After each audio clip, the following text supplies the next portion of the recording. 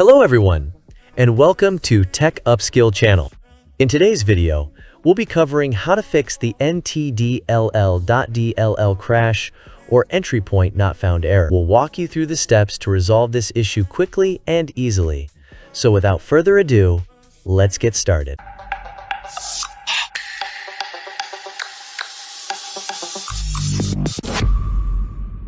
First, open the search menu, type CMD, right-click Command Prompt, and select Run as Administrator. If prompted by User Account Control (UAC), click Yes.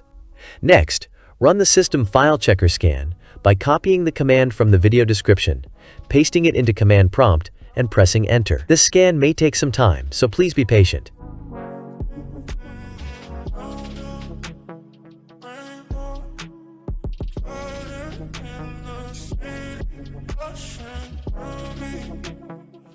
Once it's complete, run the DISM command by copying from the description, pasting it into Command Prompt, and pressing Enter. Let this process run, and when finished, close Command Prompt and restart your computer. Before ending this video, I'd like to mention that I create high-quality, tech-related videos every day.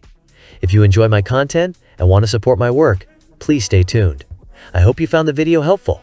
If you have any questions, drop them in the comments below.